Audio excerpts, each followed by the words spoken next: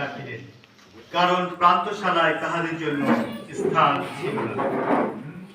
ওই অঞ্চলে মেষপালকেরা মাঠে অবস্থিতি করিতেছিল এবং রাত্রিকালে আপন আপন পা চৌকি দিতেছিল। আর প্রভুর এক দূত তাহাদের নিকটে আসিয়া দাঁড়াইলেন এবং প্রভুর প্রতাপ তাহাদের চারিদিকে দেদীপ্যমান হইল, তাহাতে তাহারা অতিশয় ভীত হইল। তখন দূত তাহাদিগকে কহিলেন, ভয় করিও না, কেননা দেখো, আমি তোমাদিগকে মহানন্দের সুসমাচার জানাইতেছি। সেই আনন্দ সমুদায় লোকেরই হইবে, কারণ অদ্য দাউদের নগরে তোমাদের জন্য ত্রাণকর্তা জন্মিয়াছেন, তিনি খ্রিস্ট প্রভু। আর তোমাদের জন্য ইহাই চিহ্ন, তোমরা দেখিতে পাইবে একটি শিশু কাপড়ে জড়ানো ও জাবপত্রে শয়ানো রইয়াছে। পরে হঠাৎ স্বর্গীয় বাহিনীর এক দূত বৃহৎ ওই দূতের সঙ্গী হইয়া ঈশ্বরের স্তব গান করিতে করিতে কহিতে লাগিলেন, ঊর্ধ্বলোকে ঈশ্বরের মহিমা, পৃথিবীতে তাহার প্রীতির পাত্র, মনুষ্যদের মধ্যে শান্তি। আমেন। খ্রিস্টেতে প্রিয় সুধী, আসুন আমরা বাক্যের জন্য পিতা ঈশ্বরকে ধন্যবাদ দিই। জীবন্ত জীবন্ত বাহিনীগণের ঈশ্বর, তোমার পবিত্র নামে ধন্যবাদ করি, তোমার প্রশংসা করি। তুমি আদিতে বাক্য ছিলে এবং বাক্য মাংসে মূর্তিমান হয়ে আমাদের মাঝে প্রবাস করলে। প্রভু, সেই বাক্যের মধ্য দিয়ে আমাদেরকে সঞ্জীবিত করো। আমরা শ্রোতা বক্তা, আমাদের সকলকে তোমার বাক্যে সঞ্জীবিত করো, আত্মায় উত্তপ্ত করো, যেন আমরা সকলে সেই বাক্য শুনে যেন হৃদয়ে গেঁথে নিয়ে যেতে পারি এবং তোমার পথে যেন প্রভু চলতে পারি। এবং তো আমাদেরকে আশীর্বাদ করো। আমাদের সঙ্গে সঙ্গে থাকো, যিশু তোমার নামে চাই।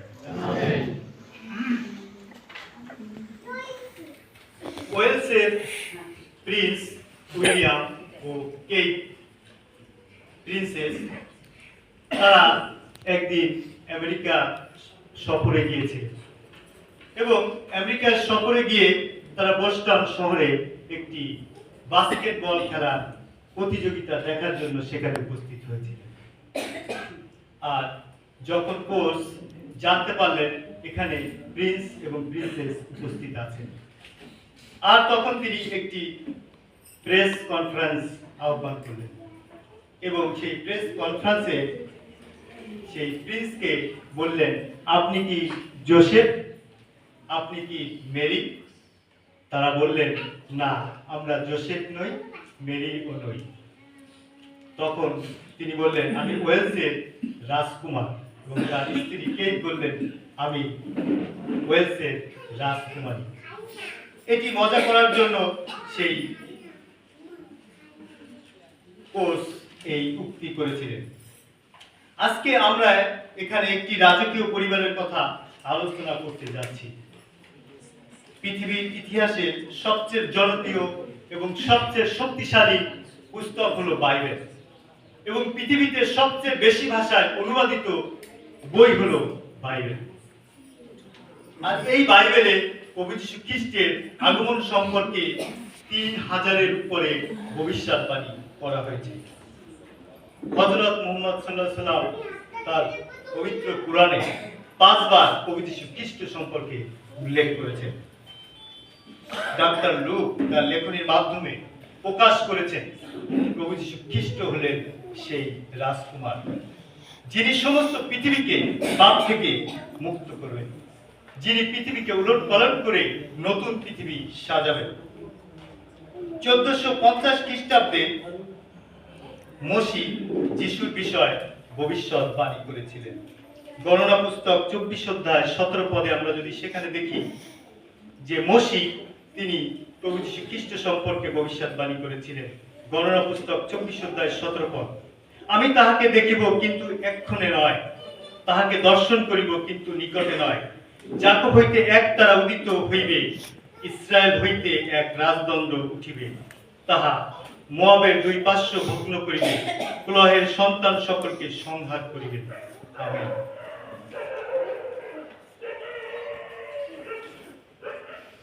আমরা যে শাস্ত্র পাঠ করেছি সেখানে দেখেছি যে সেই সময় রোমের সম্রাট আগস্ত কৈশর তিনি আদেশ করেছিলেন সমুদয় লোকের, বাইবেলে লেখা আছে, বাংলা বাইবেলে লেখা রয়েছে সমুদয় লোকের, ইংরেজি বাইবেলে লেখা রয়েছে সমুদয় রোমের।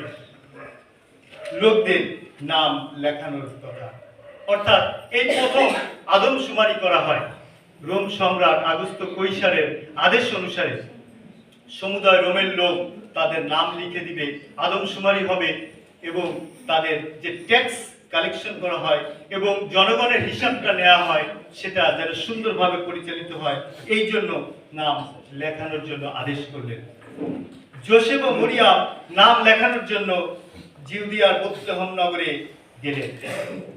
সেই নাজারত থেকে 90 কিলোমিটার পথ অতিক্রম করে জিহুদিয়ার বেথলেহেমে তারা পৌঁছালেন।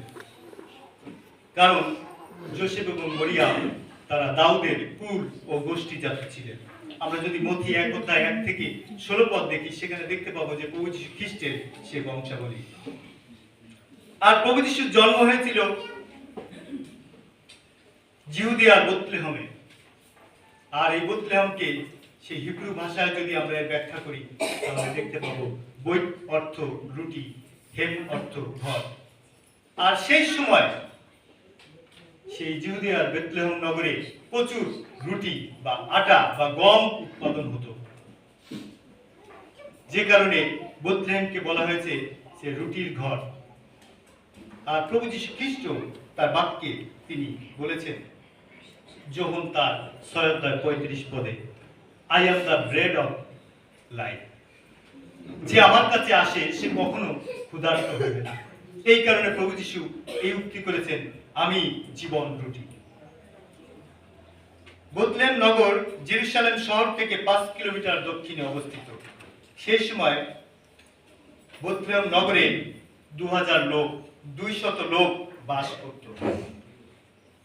1400 খ্রিস্টপূর্বাব্দে রাজা দাউদ তার রাজধানী বেথলেহেমে স্থাপন করেছিলেন। বেথলেহেমের মোট আয়তন 10.6 বর্গ কিলোমিটার। বর্তমানে বেথলেহেম শহরে 30,000 লোক বাস করেন।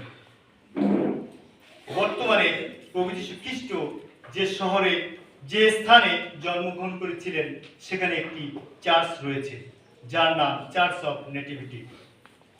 প্রভু যীশু খ্রিস্ট সেই বেথলেহেম শহরে জন্মগ্রহণ করেছিলেন ঈশ্বরের নিরূপিত সময়। আজকে প্রশ্ন, ঈশ্বর পিতা কেন বড় বড় শহর, নামকরা শহর বাদ দিয়ে, বিখ্যাত শহর বাদ দিয়ে কেন এই ছোট শহর বেথলেহেমকে তিনি বেছে নিয়েছিলেন? তিনি তো রোম শহরকে বেছে নিতে পারতেন, কারণ রোমকে বলা হয় পলিটিক্যাল ক্যাপিটাল। তিনি তো এথেন্স শহরকে বেছে নিতে পারতেন, কারণ এথেন্সকে বলা হয় ইকোনমিক্যাল ক্যাপিটাল। তিনি তো মিশরকে বেছে নিতে পারতেন, মিশরকে বলা হয় এডুকেশনাল ক্যাপিটাল। তিনি তো জেরুসালেমকে বেছে নিতে পারতেন, কারণ জেরুসালেমকে বলা হয় রিলিজিয়াস ক্যাপিটাল। তবে কেন এই ছোট শহর বেথলেহেমকে তিনি বেছে নিয়েছিলেন? কারণ তিনি এই একটি ছোট শহরের মধ্য দিয়ে সমস্ত পৃথিবীতে তিনি তার আলোড়ন সৃষ্টি করবেন। সেই অবহেলিত ছোট একটি গ্রামকে তিনি আলোকিত করতে চেয়েছিলেন। মিকা ভাববাদী 700 বছর পূর্বে তিনি ভবিষ্যৎবাণী করেছিলেন। মিকা 5:2 পদে যদি আমরা সেখানে দেখি, সেখানে দেখতে পাবো যে তিনি ভবিষ্যৎবাণী করেছিলেন, আর তুমি হে বেথলেহেম ইফ্রাথা, তুমি জিহুদার সহস্রগণের মধ্যে ক্ষুদ্র বলিয়া অগণিতা, তোমা হইতে ইসরায়েলের মধ্যে কর্তা হইবার জন্য আমার উদ্দেশ্যে এক ব্যক্তি উৎপন্ন হইবে। প্রাক্কাল হইতে, অনাদিকাল হইতে তাহার উৎপত্তি। মিকা ভাববাদী 700 বছর পূর্বে তিনি সেই বেথলেহেমকে উদ্দেশ্য করে ভবিষ্যৎবাণী করেছিলেন। আর সেই বেথলেহেমে সেই যিশুর জন্ম সম্পন্ন হয়েছিল। আর আমরা সেখানে দেখতে পাই জামপাত্রে শয়ানো, কাপড়ে জড়ানো এবং জামপাত্রে শয়ানো, কারণ প্রান্তশালায় তাদের জন্য স্থান ছিল না। আর কালের পূর্ণতায় প্রভু যীশু খ্রিস্টের জন্ম সেই বেথলেহেমে হলো। গালাতীয় 4:4 পদে রয়েছে। গোয়াল ঘরে জামপাত্রে জন্মগ্রহণের মধ্য দিয়ে ঈশ্বর প্রকাশ করলেন তিনি দিনহীনের জন্য এই পৃথিবীতে এসেছেন। ঈশ্বর সর্বসুখ ত্যাগ করে ধরার ধুলিতে নেমে এসেছেন। সবচেয়ে নিচু অবস্থানে গোশালা ঘরে তিনি জন্মগ্রহণ করার মধ্য দিয়ে প্রকাশ করেছেন অবহেলিত মানুষের জন্য তিনি এই পৃথিবীতে এসেছেন। ওই অঞ্চলে মাঠে রাখালেরা মেষ চৌকি দিতেছিলেন। একজন স্বর্গদূত প্রথমে তাদের কাছে এসে অভয় দিলেন, বললেন, ভয় করো না, আমি তোমাদের জন্য মহানন্দের সুসমাচার জানাইতেছি, সেই আনন্দ সমুদয় লোকেরই হইবে। ওই সময় রাখালেরা সমাজের সবচেয়ে নিচু শ্রেণীর লোক ছিলেন। যিশু সমাজের অবহেলিত লোকদের জন্য এসেছে, এবং আমরা অনেক সময় মনে করি প্রভু যীশু খ্রিস্টের জন্ম বার্তা, প্রভু যীশু খ্রিস্ট শুধু আমাদের খ্রিস্টানদের, কিন্তু এই বাক্যের আলোকে আমরা দেখতে পাই এই আনন্দ সমুদায় লোকেরই হইবে। আমরা জানি বিধায় মানি, কিন্তু যারা জানে না তারা মানতে পারছে না। আর এই জানানোর দায়িত্ব আপনার আমার সকলের, যেন সমুদায় লোক এই আনন্দের খবর পেতে পারে। এখানে স্পষ্টত রয়েছে প্রভু যীশু খ্রিস্টের জন্ম ও মৃত্যুতে একটি মিল আমরা দেখতে পাই, সেটি হলো কাপড়ে জড়ানো ও শয়ানো, শোয়ানো অবস্থা এবং কাপড়ে জড়ানো। আমরা প্রভু যীশু খ্রিস্টের জন্মতে জামপাত্রে শয়ানো, কাপড়ে জড়ানো, ঠিক তার মৃত্যুতে আমরা কবরেও দেখতে পাই তাকে কাপড়ে জড়ানো এবং শয়ানো। দ্বিতীয়ত, স্বর্গদূতেরা গান গেয়েছিলেন। প্রথমে একজন দূত তিনি এসেছিলেন সেই মহানন্দের সংবাদ নিয়ে, এরপরে তার সঙ্গে সহস্র সহস্র দূত সেই স্তব গান নৃত্য করেছিলেন। ধারণা করা হয় খ্রিস্টীয় কীর্তন বা নগর কীর্তন। আমি আরো চাচ্ছিলাম যে আমরা পালকরা অনেক প্রস্তুতি নেই এই কারণে যে আমাদের যুব যে টিম রয়েছে তারা এই কীর্তন করবে, কিন্তু সময়ের স্বল্পতার কারণে তারাও অনেক গানের প্রিপারেশন নিয়েছে কিন্তু করতে পারেনি। এই খ্রিস্টীয় কীর্তন বা ক্যারল এর ধারণা স্বর্গদূতের নিকট থেকে এসেছে। আরেকটি ইতিহাস আমি এর সময় তুলে ধরতে চাই, সেটি হলো ক্রিসমাস ট্রি এবং ক্রিসমাস ফাদার। হয়তো আমাদের মাঝে ক্রিসমাস ফাদার উপস্থিত হবে। সারা বিশ্বে তথা বাংলাদেশেও আমরা বাড়িতে বাড়িতে ঘরে ঘরে ক্রিসমাস ট্রি ব্যবহার করি। তার একটি ইতিহাস রয়েছে। সবুজ রঙের যে গাছ, সেটি হলো জীবন বৃক্ষ বা অনন্তকালীন পরিত্রাণের প্রতিচ্ছবি। এটি প্রথম ব্যবহার করা হয় 1600 খ্রিস্টাব্দে জার্মানিতে। জার্মানবাসীরা তাদের ঘরে ঘরে সেই ক্রিসমাস ট্রি ব্যবহার করার মধ্য দিয়ে প্রকাশ করেছিলেন যে পরিত্রাণ অনন্তকালীন, এবং সেই বৃক্ষ হলো জীবন বৃক্ষ। 1600 সালে মার্টিন লুথার ক্রিসমাস ট্রিতে ক্যান্ডেল বা মোমবাতি ব্যবহার করেছিলেন। উদ্দেশ্য হলো প্রভু যীশু খ্রিস্ট জগতের জ্যোতি। প্রভু যীশু বলেন, আমি জগতের জ্যোতি, আমি জগতের আলো। এই জন্য সেই ক্রিসমাস ট্রিতে ক্যান্ডেল বা মোমবাতি ব্যবহার করেছিলেন। 1800 সালে ক্রিসমাস ট্রিতে রেড রিবন বা লাল ফিতা ব্যবহার করা হয়, কারণ প্রভু যীশু খ্রিস্ট তার রক্ত সেচনের মধ্য দিয়ে আমাদেরকে পাপ থেকে মুক্ত করেছেন। ক্রিসমাস ফাদার বা সান্তা ক্লজ সম্পর্কে বলতে চাই। 380 খ্রিস্টাব্দে সেন্ট নিকোলাস প্রথমে ক্রিসমাস ফাদার সাজেন ও শিশুদের জন্য তিনি উপহার দেন। বিশেষ করে গরিব শিশুদের জন্য তিনি প্রথম এই ক্রিসমাস ফাদার সেজে উপহার তিনি প্রদান করেন। তিনি এই ধারণাটি পেয়েছিলেন পূর্বদেশীয় পণ্ডিতদের উপহার দেওয়া থেকে। তিনি বুঝিয়েছেন উপহার দেওয়া বিশেষ করে অসহায় মানুষদের, যেন আমরা প্রভু যীশু খ্রিস্টের এই জন্মতিথিতে আমরা যেন উপহার দেই। আমরা সেই পূর্বদেশীয় পণ্ডিতদের উপহার দেওয়া সম্পর্কে আমরা জানি। মথে লিখিত সুসমাচার 2:11 পদে দেখতে পাই, পূর্বদেশীয় পণ্ডিতেরা প্রভু যীশু খ্রিস্টকে চন্দ্র, কুন্দ্রু, গন্ধরাস উপহার দিয়েছিলেন। চন্দ্র বা গোল্ড, এটা হলো রাজার প্রতীক। এই সোনা উপহার দেওয়ার মধ্য দিয়ে পণ্ডিতেরা প্রকাশ করেছিলেন প্রভু যীশু খ্রিস্ট জিহুদীদের রাজা এবং সমস্ত পৃথিবীর প্রভুদের প্রভু। ফ্রাঙ্কিসেন্স বা কুন্দ্রু, এটি দেওয়ার মধ্য দিয়ে প্রকাশ করেন যে যীশু খ্রিস্ট হলেন অনন্তকালীন মহাযাজক এবং তিনি স্বর্গীয়। গন্ধরাজ বা মায়রা, এই গন্ধরাজ তেল দিয়ে প্রকাশ করেন প্রভু যীশু খ্রিস্টের মানবিকতা, মৃত্যুর জন্য প্রস্তুত করা ও কবরস্থ করা, যা ব্যবহার করা হয় প্রভু যীশুর অভিষেকে এবং মৃত্যুর সময় এবং কবরস্থ করার সময়। পূর্বদেশীয় পণ্ডিতেরা মূলত এসেছিলেন মেসোপটেমিয়া বা ব্যাবিলন থেকে, বর্তমান যার নাম ইরাক দেশ।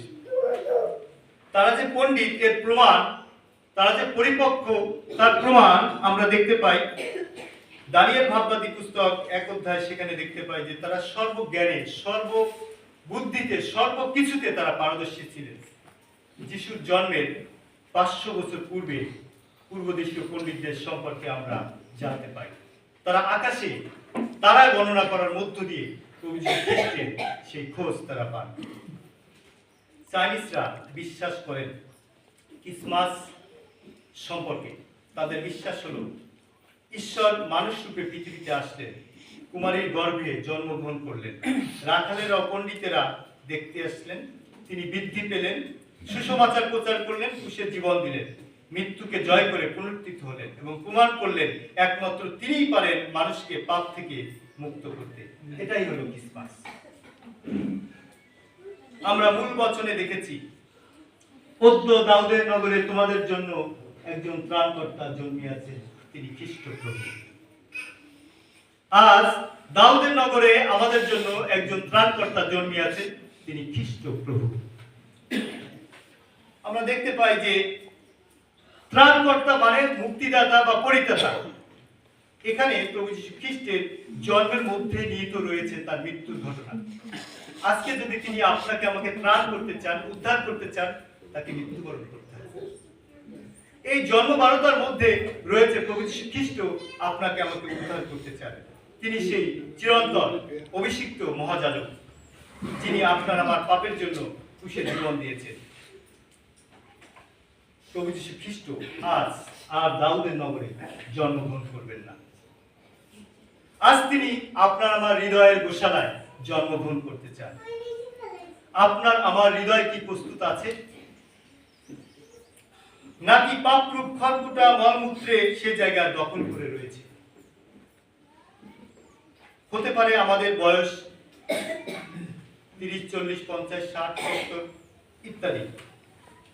হয়তো আমরা এই জীবনে অনেক বড়দিন উদযাপন করেছি, অনেক বড়দিন পার করেছি, যেখানে ছিল হিংসা, দলাদলি, চুরি, মিথ্যা কথা বলা, প্রবঞ্চনা, ঠকামি, নেশা, বেবিচার, খুন, অহংকার ইত্যাদি খড়কুটা রূপ মলমূত্রের ন্যায় পাপ, জানি আমরা বড়দিন করে আসছি। আমাদের জীবনে নানা রকম দুর্গন্ধের মধ্যে জন্ম নিয়েছে খ্রিস্টপ্রভু। আসুন দয়া করে আমাদের হৃদয় যাবপাত্রটি পরিষ্কার করি।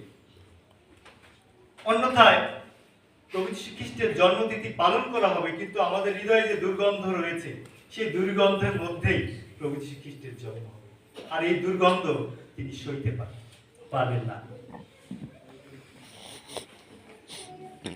যিশায় 9:6 পদে লেখা রয়েছে, কারণ একটি বালক আমাদের জন্য জন্মিয়াছে, একটি পুত্র আমাদিগকে দত্ত হইয়াছে, আর তাহার স্কন্ধের পরে কর্তৃত্ব ভার দত্ত হয়েছে, আর তাহার নাম ঈশ্বর, সনাতন পিতা, শান্তিরাজ।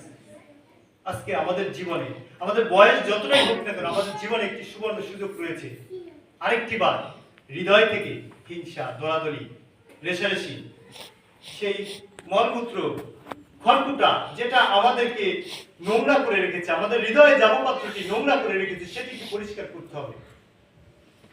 তাহলে প্রভু যীশু খ্রিস্টের জন্মদিন আমাদের জীবনে সার্থক হবে। ক্রিসমাস আমাদের জীবনে শিক্ষা দেয় আমরা যেন হই সেলফলেসনেস বা আত্মত্যাগী, আমরা যেন হই সারেন্ডার বা আত্মসমর্পণী জীবনযাপন করি, আমরা যেন সার্ভিস বা সেবাবতী হই, মানুষের সেবা করি, সাবমিশন আমরা যেন বিনয়ী হই, এন্ড স্যাক্রিফাইস আমরা যেন ত্যাগ করার মনোভাব গড়ে তুলতে পারি। প্রভু বাক্যে লেখা রয়েছে রোমিও 3:10 ধার্মিক কেহই নাই, একজনও নাই, বুঝে এমন কেহই নাই, ঈশ্বরের অন্বেষণ করে এমন কেহই নাই। রোমিও 3:23 লেখা রয়েছে, কেননা সকলেই পাপ করিয়াছে এবং ঈশ্বরের গৌরবহীন হয়েছে। আজকে আমরা যদি আপন আপন জীবনের দিকে তাকাই, আপন আপন হৃদয়ের গোশালার দিকে যদি তাকাই, একটিবার খোঁজ করি যে আমাদের হৃদয়ের সিংহাসনে, আমাদের হৃদয়ের গোশালায় কি পরিষ্কার আছে? প্রভু যীশু খ্রিস্ট কি সেই যাবপাত্রে সরানো যাবে? তিনি কি এই যাবপাত্রে জন্মগ্রহণ করতে পারবে? আরেকটিবার আমি উদ্যত আহ্বান করি, যদি আমাদের কোনো হিংসা থাকে, দলাদলি থাকে, কোনো পাপরূপ খর্বতা থাকে, আজকে সেটিকে পরিষ্কার করি। আজকে আমরা পরিষ্কার করি, তাহলে আজকে আমাদের এই বাঘ বড়দিন বা প্রভু যীশু খ্রিস্টের জন্মদিন পালন করা সার্থক হবে। জনলিখিত সুসমাচার 3:16 লেখা রয়েছে, কারণ ঈশ্বর জগৎকে এমন প্রেম করিলেন যে আপনার একজাত পুত্রকে দান করিলেন, যেন যে কেউ তাতে বিশ্বাস করে সে বিনষ্ট না হয় কিন্তু অনন্ত জীবন পায়। আজকে আপনার আমার জীবনে সেই সুযোগ রয়েছে। যদি আমরা সেই খর্বতা, নোংরামি যদি আমরা দূর করতে পারি, আরেকটি বার আপনার আমার জীবনে সে অনন্ত জীবন নেমে আসবে। খ্রিস্টের প্রিয় সুধী, আসুন এই বড়দিনে আমাদের হৃদয়কে প্রস্তুত করি, আমাদের যাবপত্রকে প্রস্তুত করি, যেন খ্রিস্ট প্রভু আমাদের প্রত্যেকের হৃদয়ে জন্মগ্রহণ করতে পারে। ঈশ্বর তার বাক্যের মধ্য দিয়ে আমাদের প্রত্যেককে আশীর্বাদ দান।